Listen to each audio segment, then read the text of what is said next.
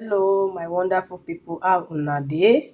So as una go see, I get a cough and catarrh. So this remedy na I don use yesterday wey the thing disturb me well well. I no fit even carry body and e work for me. So this morning I wan repeat am. So I say make I tell other people wey dem get cough and catarrh, wey dem dey feel feverish, dem no fit comot, the body break down, wetin you go fit use, natural remedy, home remedy wey you fit use take flush the system, wey be say the cough and the catarrh you go fit relieve when you baff warm water, you go fit relieve. So na unripe plantain be this.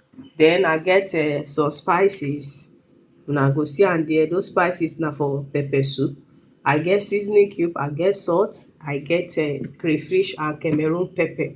So all these things together, wetin I use am take prepare that yesterday take eat, wey e flush. As I dey eat am, na so all the catarrh dey drop from my nose, my body dey open everywhere wey I no fit breathe. I come dey breathe well. When I wake up this morning, as I sleep, I see say difference dey for my body. I feel light. I come take warm bath. So I say make I use am still do breakfast, make the thing cleanse the body well. So na una see am so. So all these things, I go come pound the crayfish, pound all the spices, peel the plantain, slice am, boil am, make we go. So now my people, I don pound the crayfish with all the natural spices, the pepper soup spices. I don pound everything for mortar with crayfish. As e don smooth, I don turn am for pot.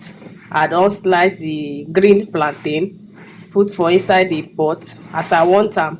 Na small small cubes I want, I no want make e too big. So I put water, put seasoning cube, put salt, and I put the Cameroon pepper inside.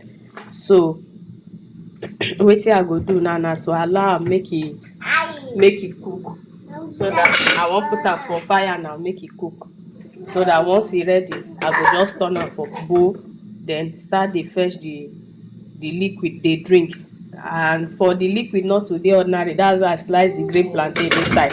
So make I do am so that una go see. So now I don cover am put for fire, e dey cook so make e cook. So my people, the food don ready. The food don ready. Una go see am. See say I put lemongrass inside. You know say initially I tell una say I dey do a little garden for house here. So I dey do a little garden for my house. So all those things wey I dey plant for garden for house here, e dey handy. So I put lemongrass inside. No be say I go eat the lemongrass, na just the flavour make e enter the food, because it's medicinal. It has medicinal properties. It's good for cold and flu. Bring it. It's good for cold and flu. So I go remove am now.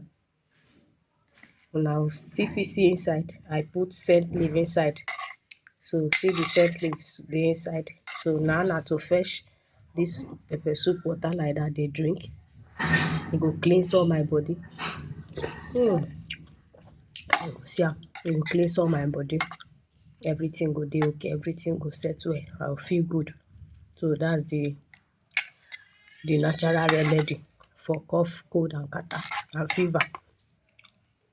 So so my people, na the food I cook na I dey eat. So it's good for cold and catarrh, fever. Na I dey eat so. See am, na im be this. And it tastes very nice. E go cleanse your body for inside. E go dey piss everything comot. You know see as I dey drink am, I dey sweat. Yesterday wey I do am, na so all the catarrh, as I dey eat am when e hot, everything dey clear, dey drop, dey go. I go just go blow am for washroom, wash my face. Na im make everywhere come open, all my pores open. Everywhere wey block open.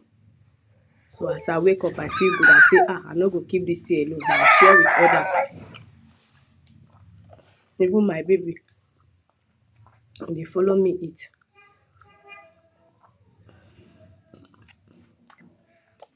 Baby Jojo.